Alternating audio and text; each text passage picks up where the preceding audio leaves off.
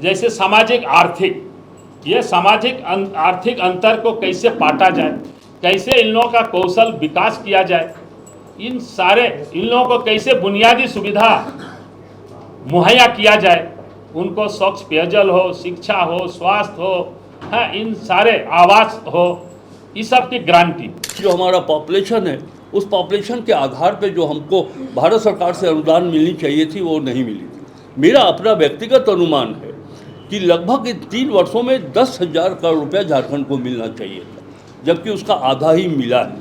अभी तक जो राशि खर्च हुई है जहाँ तहाँ, उसका स्पेशल ऑडिट हो, ताकि ट्राइबल और शेड्यूल कास्ट के हमारे साथी लोग जाने कि उनके लिए पैसे केंद्र सरकार ने दिए, उन पैसों को, उन राशियों को राज्य की सरकारों ने किस तरह से खर्च किया। ये पैसा मिलता तो हमारे झारखंड सहित देश के वैसे क्षेत्रों में रहने वाले जनजाति और जाति के लोगों को उनके सामाजिक आर्थिक विकास में काफ़ी वृद्धि होनी चाहिए थी। जब ये पैसा कम होता जाएगा, फंड का डाइवर्शन होगा, जैसा कि आदरणीय रामेश्वर राव जी ने कहा है, तो फिर हम कैसे इस देश में आज़ादी के इतने वर्षों के बाद जो आर्थिक और सामाजिक रूप से अत्यंत पिछड़े, वो कैसे आगे बढ़े। हमारे माननीय प्रभारी के राजू साहब दिनांक 13 अप्रैल को रांची आ रहे हैं। वो हमारे प्रखंड के जो पर्यवेक्षक हैं उन सबों के साथ संवाद करेंगे, क्योंकि आप जानते हैं कि ये 2025 का वर्ष जो है संगठन सृजन का वर्ष है, और ज़मीनी स्तर पर हम लोग संगठन को कैसे मजबूत बनाएं, उसी पर गहन विचार विमर्श और उन सबों की बातें सुनी जा रही है। इसी क्रम में हमारे राष्ट्रीय अध्यक्ष माननीय खड़गे साहब और विपक्ष में, लोकसभा में विपक्ष के नेता माननीय श्री राहुल गांधी जी ने विगत 2 दिन पहले हमारे 6 राज्य, 4 तारीख को 6 राज्य और 2 केंद्र शासित राज्यों के जिला अध्यक्षों के साथ संवाद किया, उनकी बातों को सुनी। तो उसी क्रम में फिर हमारा 14 तारीख को, आप जानते हैं कि हमारे संविधान के रचयिता, संविधान के प्रणेता, निर्माता डॉक्टर भीमराव अंबेडकर की जयंती है। उस दिन 9 बजे से एक मानव श्रृंखला जो संविधान की प्रति हाईकोर्ट, पुराने हाईकोर्ट के सामने उनके आदमकद प्रतिमा के समक्ष एक मानव ह्यूमन चेन के माध्यम से विवेकानंद चौक, देवेंद्र माझी चौक होते हुए डॉक्टर राजेंद्र प्रसाद चौक तक वह मानव श्रृंखला आएगी और एक सभा होगी। तो आज का दूसरा महत्वपूर्ण बिंदु है कि एससी सब प्लान और एसटी मतलब शेड्यूल्ड ट्राइब जनजातीय उपयोजना पर केंद्रीय कानून की हम लोग मांग करते हैं। हमारे माननीय नेता राहुल गांधी ने भी इस मांग को रखा है, उसका हम लोग स्वागत करते हैं कि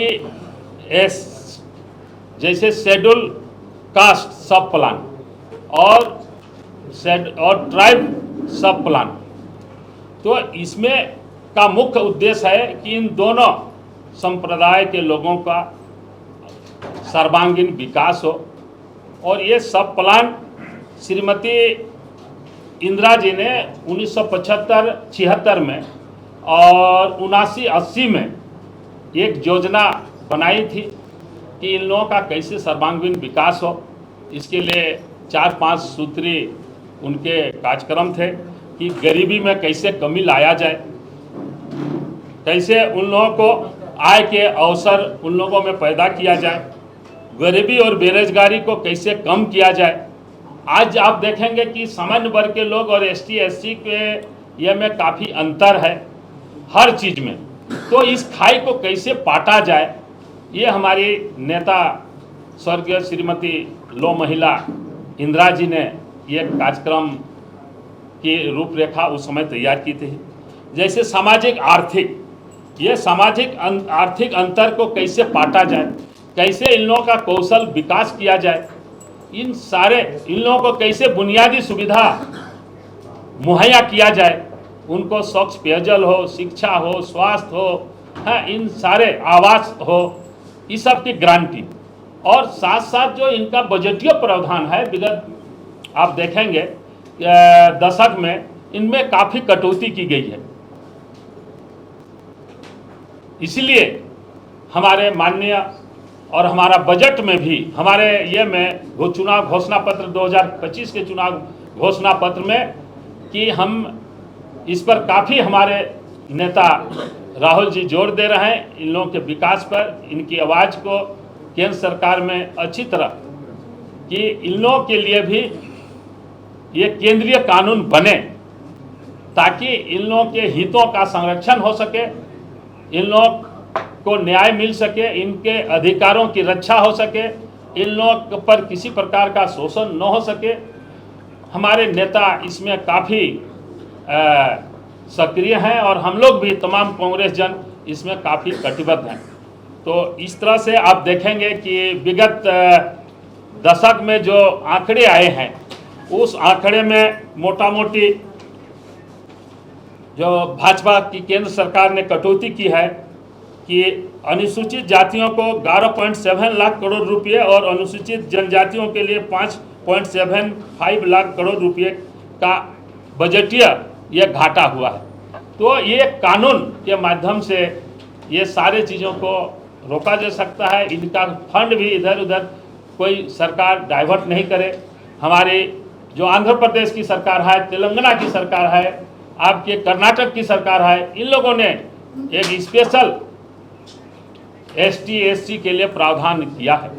तो हमारे राष्ट्रीय नेता माननीय राहुल जी का जो यह डिमांड है, मांग है, SC/ST के विकास के प्रति जो प्रतिबद्ध हैं, हम झारखंड प्रदेश कांग्रेस कमेटी के तमाम पदाधिकारी, कार्यकर्ता, सभी लोग, हम लोग भी कटिबद्ध हैं।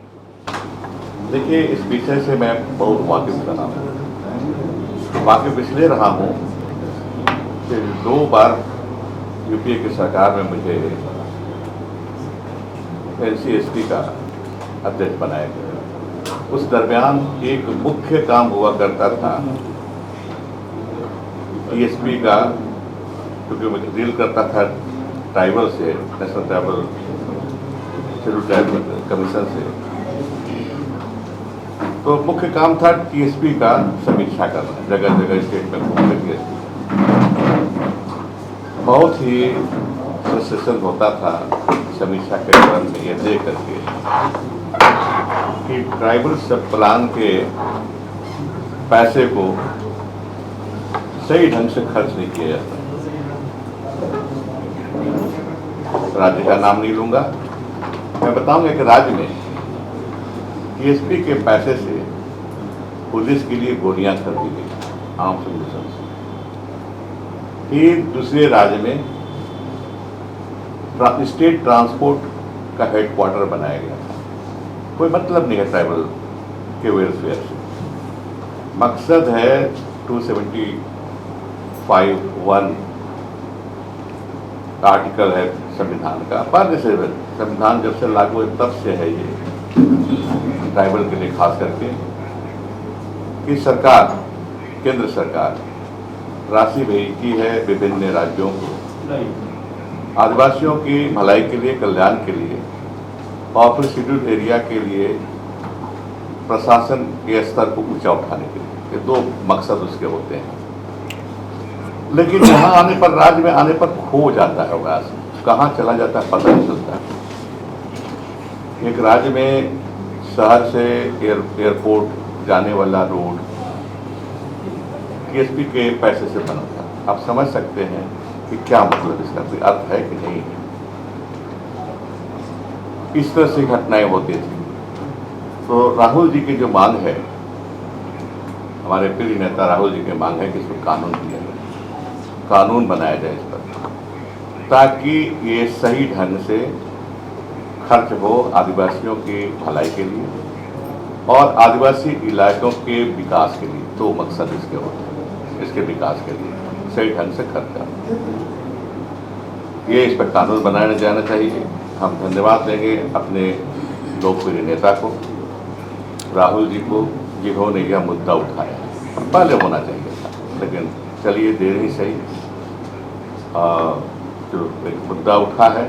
और केंद्र सरकार से भी हम अपील करेंगे, अनुरोध करेंगे कि इसको जल्दी से जल्दी कानून पर रोक दिया जाए, ताकि डाइवर्सन ऑफ फंड जो होता है वो रुके। साथ साथ ये कहूँगा मैं, कानून बनाने के साथ अभी तक जो राशि खर्च हुई है जहाँ तहाँ, उसका स्पेशल ऑडिट हो, ताकि ट्राइबल और शेड्यूल कास्ट के हमारे साथी लोग जाने कि उनके लिए पैसे केंद्र सरकार ने दिए सब प्लान के तहत, टीएसपी और एससी एसपी के तहत, उन पैसों को, उन राशियों को राज्य की सरकारों ने किस तरह से खर्च किया, अपव्यय किया, क्या किया, उसको खर्च किया। मुझे याद है कि किरण रेड्डी जी थे मुख्यमंत्री आंध्र प्रदेश के, वहाँ गए थे कमीशन लेकर। एक अच्छी बात हमको उस राज्य में मिली कि जो डाइवर्सन होता है उसको रोकने के लिए उन्होंने कानून बनाया था। उसी समय हमने झारखंड के तत्कालीन मुख्यमंत्री को भी चिट्ठी लिखी कि इसी तर्क पर आप भी कानून बनाइए, ताकि टीएसपी सब प्लान या एससी एसपी सब का पैसा इधर उधर खर्च नहीं हो। लेकिन सरकार सुनी नहीं, राज्य सरकार सुनी नहीं। आज भी कोई कानून किसी तरह से ये नहीं, कानून नहीं बना। अन्य डाइवर्सन का जो तर्क बनाना था, जो सलाह दिया था कमीशन ने, आंध्र प्रदेश के तर्क पर कोई कार्रवाई नहीं हुई। आज भी उसी तरह से चल रहा है काम। दूसरा, हर साल ऑडिट होता है, एजी द्वारा ऑडिट किया जाता है राज्य सरकार के विभिन्न विभागों के खर्चे को। इसका अलग से होना चाहिए, ताकि पता हो कि केंद्र सरकार ने कितनी राशि दी टीएसपी या एससी एसपी मद में, और उस पैसे को किस तरह से राज्य सरकार खर्चा की। ये सब चीजें हैं। इसलिए मैं धन्यवाद दूंगा राहुल जी को, उन्होंने मुद्दा उठाया है, वो सेंसिटिव है। हम जानते हैं कि कांग्रेस पार्टी शुरू से सेंसिटिव रही है एसटी वेलफेयर, ओएससी वेलफेयर के मामले में। आज उसी का एक एक्सटेंशन हमको दिखाई दे रहा है राहुल जी के इस मांग में कि इसको कानूनी रूप दिया जाए। कानूनी रूप देने से हमें अधिकार मिल जाता है कि हम पूछें सरकार से कि केंद्र से सरकार कितना भेजी है हमारे मद में, आदिवासी वेलफेयर मद में, एससी वेलफेयर मद में, उस पैसे क्या। आज के दिन में हम पूछ नहीं सकते, अधिकार नहीं बनता है। लेकिन जो कानून बन जाएगा तो कानून अधिकार होगा, और फिर जो डाइवर्ट करेंगे फंड को इधर उधर, उन पदाधिकारियों को सजा की भी व्यवस्था होती है, जैसे कि इसमें आंध्र प्रदेश सरकार ने किया था अपने कानून में।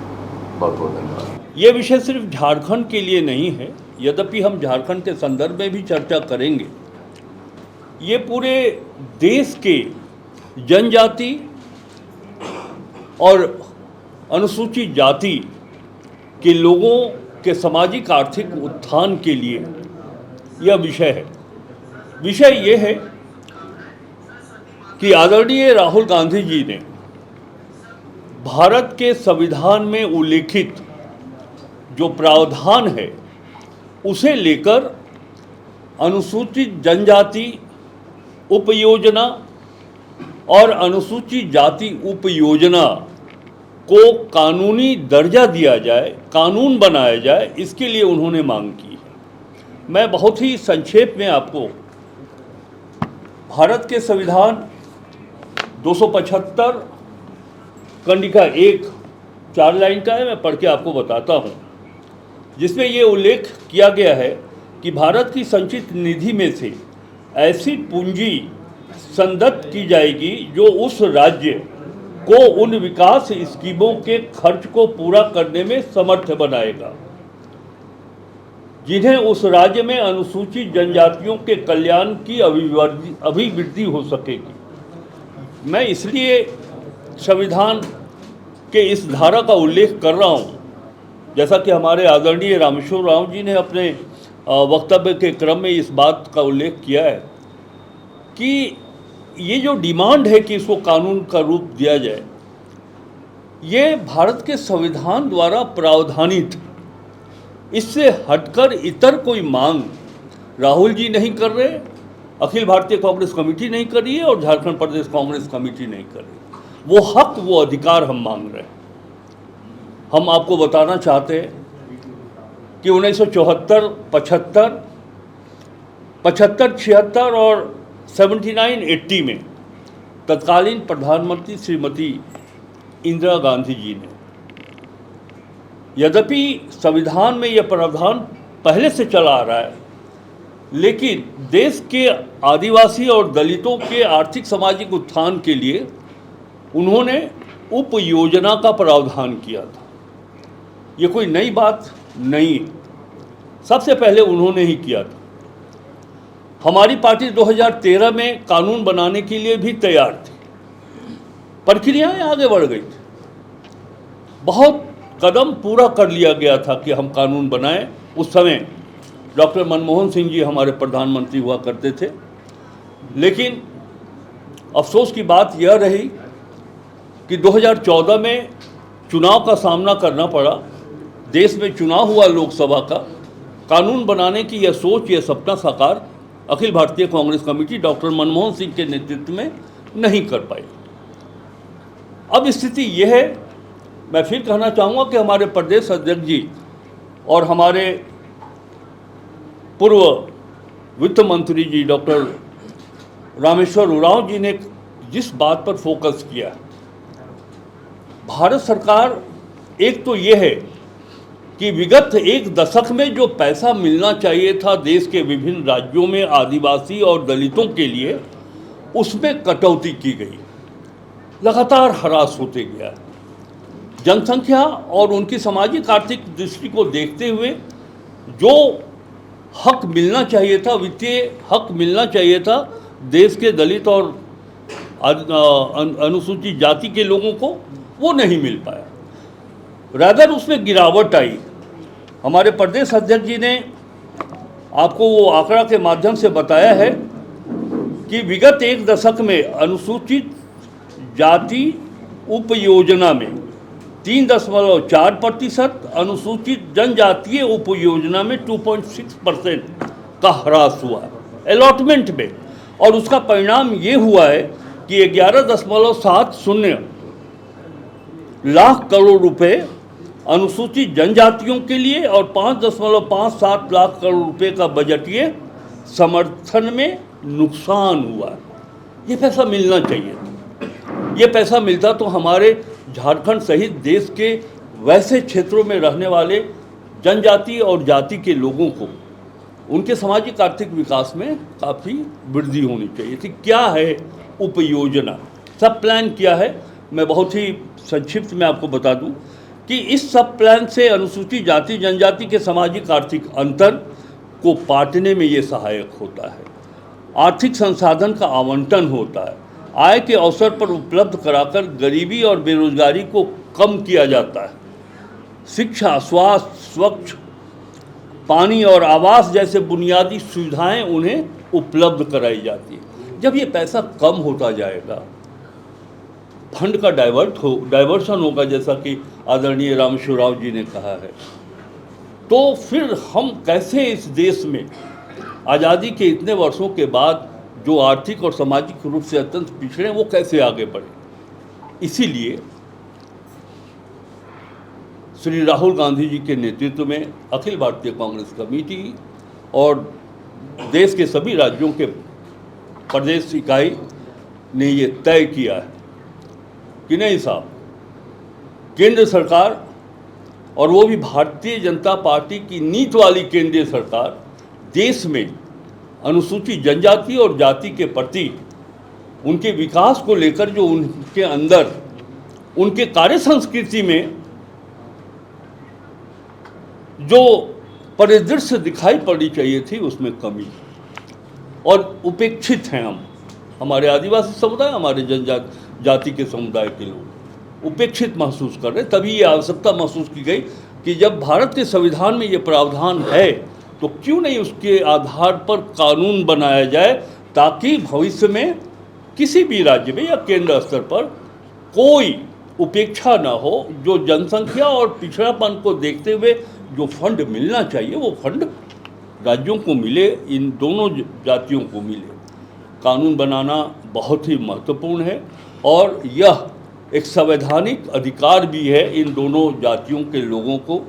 हम आपको बता दें एक फिगर के माध्यम से, झारखंड की, जैसा कि हमने कहा कि झारखंड की बात की जाए तो झारखंड में जो हमारी आबादी है 39 लाख अनुसूचित जाति की आबादी है और लगभग 86 लाख अनुसूचित जनजाति की आबादी है। विगत 3 वर्षों का फिगर हमारे पास है कि भारत सरकार से जो अनुदान की राशि मिली सब प्लान के ऊपर, ये राशि हमारी जनसंख्या, इनके सामाजिक आर्थिक पिछड़ेपन को देखते हुए बहुत ही कम है। हम आपको बताएं कि 2021-22 से लेकर 2023-24 तक अनुसूचित जनजाति के लिए 3,515.11 करोड़ रुपया मिला है और अनुसूचित जाति के लिए कुल 2,475.49 करोड़ रुपये झारखंड को उपलब्ध हुआ है। अब यहाँ पे दो बातें जो मैंने कहा फिगर के साथ कि जो हमारा पॉपुलेशन है उस पॉपुलेशन के आधार पे जो हमको भारत सरकार से अनुदान मिलनी चाहिए थी वो नहीं मिली थी। मेरा अपना व्यक्तिगत अनुमान है कि लगभग इन 3 वर्षों में 10,000 करोड़ रुपया झारखंड को मिलना चाहिए था, जबकि उसका आधा ही मिला है। वैसे विशेषज्ञ ही ये तय कर सकते हैं आबादी और पिछड़ेपन को देखने के बाद कि क्या मिलना चाहिए था, लेकिन मेरा ये अपना व्यक्तिगत मानना है। दूसरी बात ये, दोनों का अगर ग्रैंड टोटल करेंगे तो झारखंड को अनुसूचित जनजाति और जाति के लिए 3 वर्षों में 5,990.6 करोड़ रुपया प्राप्त हुआ, जो बहुत कम। अब दूसरी बात कि जब कानून बन जाएगा तो सब प्लान के ऊपर आए हुए पैसे का कोई दुरुपयोग नहीं कर पाएगा। जैसा कि हमारे माननीय रामेश्वर राव जी ने कहा कि किसी राज्य में इस फंड से सड़क का भी निर्माण हुआ है, तो ऐसे कई राज्य होंगे जहां इस राशि का सदुपयोग अथवा दुरुपयोग हुआ होगा, तो उस पर एक निगरानी रहेगी। अगर कानून बन जाएगा तो कोई फंड का डाइवर्सन नहीं कर सकेगा। इसीलिए, और एक चीज़ आपके माध्यम से हम सब प्रदेश कांग्रेस कमेटी के जितने नेता हैं, हमारे विधायक, हमारे सांसद, मंत्रीगण और जितने पदाधिकारी अधिकारीगण हैं, जिला से लेकर के राज्य मुख्यालय तक, यदि ज़रूरत पड़ी इस कानून को लेकर, पहले तो हम वार्ता के क्रम में अनुरोध करेंगे भारत सरकार से। अगर भारत सरकार नहीं मानी तो शांतिपूर्ण ढंग से लोकतांत्रिक तरीके से आंदोलन का भी रुख अख्तियार करना पड़ा तो हमारे प्रदेश कांग्रेस कमेटी के जितने कार्यकर्ता हैं हम आंदोलन भी करेंगे इसके लिए। इसीलिए करेंगे कि ये गरीबों के लिए, आदिवासी और दलितों के उत्थान की बातें हो रही है। बहुत बहुत धन्यवाद। चेयरमैन भी रहे हैं।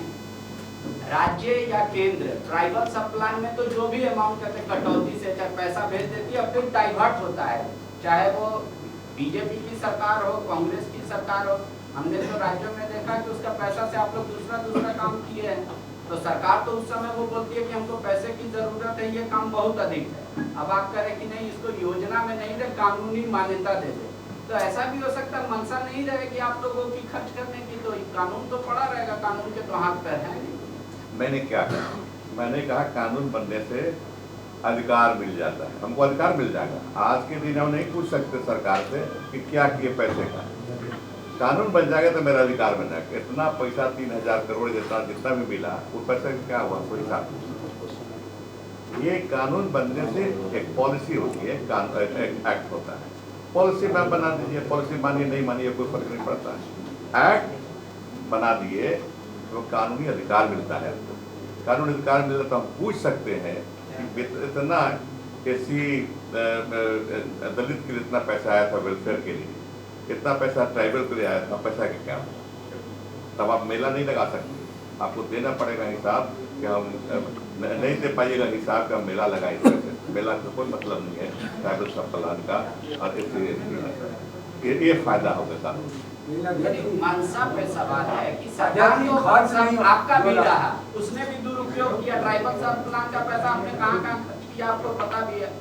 रघुवती या उससे पहले की भी सरकार कहाँ की है आपको पता है। तो मनसा ही अगर बैठने वाले की कुर्सी पर अच्छी नहीं रहेगी तो कई देश में कानून है, बड़ा रह जाएगा, पैसा खर्च भी नहीं होगा। नहीं पंडित जी, कानून बन जाने से हाथ बन जाते हैं, मनसा बदल जाती है।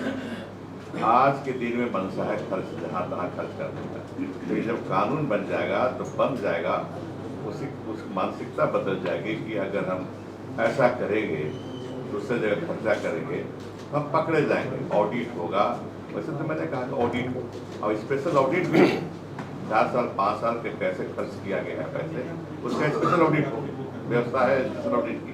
और एनुअल ऑडिट हो कि इतना पैसा मिला था, इतना 1000 करोड़ लाख करोड़, उस पैसे कहाँ गया, तो क्या का रिपोर्ट आएगा, क्या पकड़ेगा कि नहीं आप गलत किए हैं, यहाँ खर्चा करना चाहिए था, यहाँ पर गुमला में, लोहरदगा में, सिमडेगा में खर्चा करना चाहिए था, आप खर्च कर दिए हैं कहाँ दूसरी जगह।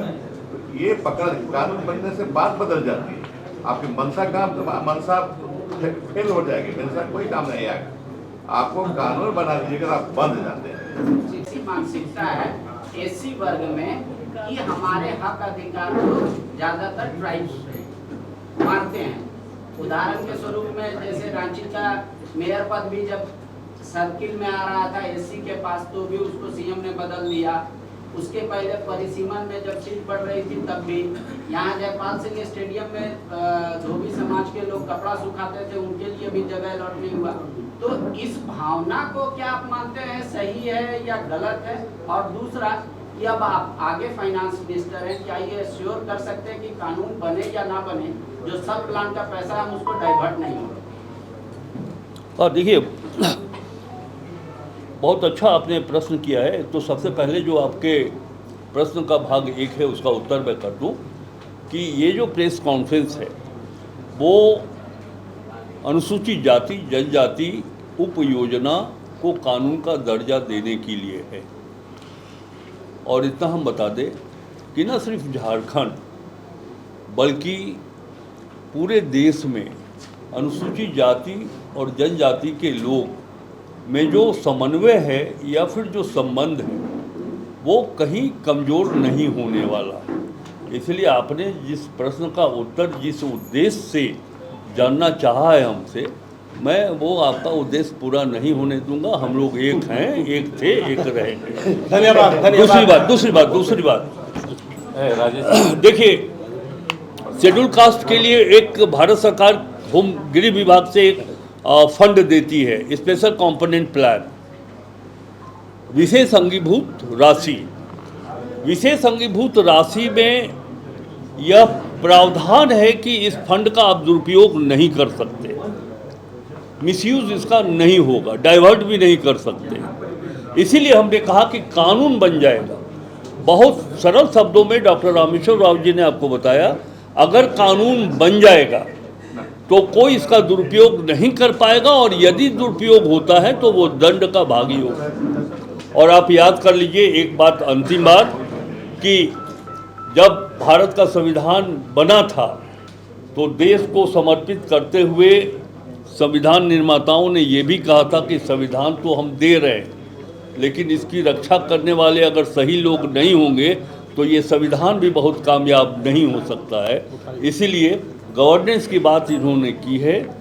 कानून बनेगा, एक अच्छा गवर्नेंस होगा तो सब कुछ ठीक ठाक रहेगा। गोल, जहां 27 वर्षों के सफर में 17,000 से भी अधिक छात्रों ने डॉक्टर एवं इंजीनियर बनकर भरे सफलता की ऊंची उड़ान, जहां साधारण छात्र भी झारखंड टॉपर्स बनकर बना रहे इतिहास। दूरदर्शी शिक्षाविद श्री विपिन सिंह के मार्गदर्शन में मेडिकल एवं इंजीनियरिंग के लाखों छात्रों के लिए आशा की किरण के रूप में गोल, नेशंस लीडिंग इंस्टीट्यूट। बायोम सिर्फ मेडिकल प्रिपरेशन का संस्थान। बायोम से लगातार दूसरी बार नीट यूजी में 700 मार्क्स पार। 10th पास स्टूडेंट्स के लिए फाउंडेशन कोर्स, 11th पास स्टूडेंट्स के लिए फ्रेशर कोर्स और 12th पास स्टूडेंट्स के लिए टारगेट कोर्स 17 अप्रैल से शुरू हो रहे हैं। कॉल 7360066190 और visit Biome, circular road near women's college and Hinoo, Ranchi. The followup.in.